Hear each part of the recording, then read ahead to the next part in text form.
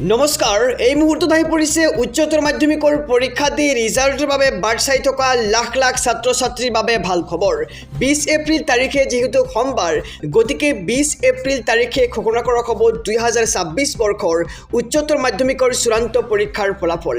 এই বৃহৎ ঘোষণা কৰিছে ৰাজ্যৰ মুখ্যমন্ত্ৰী ডক্টৰ হিমন্ত বিশ্ব শৰ্মাই মুখ্যমন্ত্ৰীয়ে ঘোষণা কৰাৰ দৰে যিদৰে মেট্ৰিকৰ ফলাফল ঘোষণা কৰা হৈছে ঠিক তেনেদৰেই 20 এপ্ৰিল তাৰিখে ঘোষণা কৰা হ'ব 2026 বৰ্ষৰ উচ্চতৰ মাধ্যমিকৰ চূড়ান্ত পৰীক্ষাৰ ফলাফল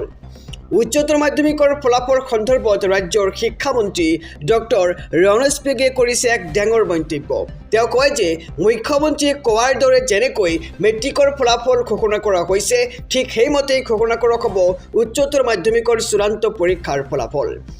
সন্দৰ্ভত বিভিন্ন ৱেবছাইট আৰু সেৱাই মুকলি কৰি ৰখা উপলব্ধ নামৰ মোবাইল এপত ওলাইছে যে 20 এপ্ৰিল তাৰিখে ঘোষণা কৰা হ'ব উচ্চতৰ মাধ্যমিকৰ চূড়ান্ত পৰীক্ষাৰ ফলাফল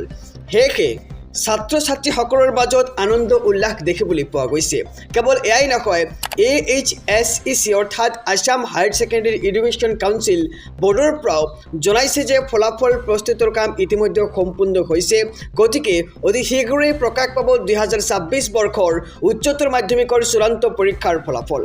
মৰমৰ ছাত্ৰ ছাত্ৰীসকল এই চূড়ান্ত পৰীক্ষাত কোনে কিমান পাৰ্চেণ্টেজৰ আশা কৰিছা আমাৰ কমেণ্ট বক্সত কমেণ্ট কৰি জনোৱা আৰু মই তোমালোকক কৈ থওঁ যে এবাৰ সকলোকে গ্ৰেছ মাৰ্ক প্ৰদান কৰি পাছ কৰাই দিয়া হ'ব গতিকে ৰিজাল্টক লৈ কোনো আৰু চিন্তা কৰিব নালাগে সকলোৱে পাছ কৰিব পাৰিবা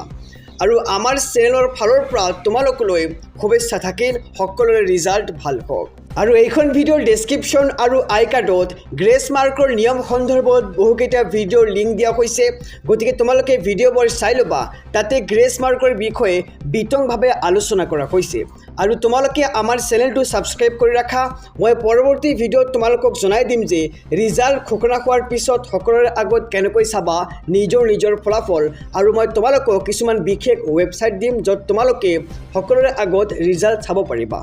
আজিলৈ ইমানেই ধন্যবাদ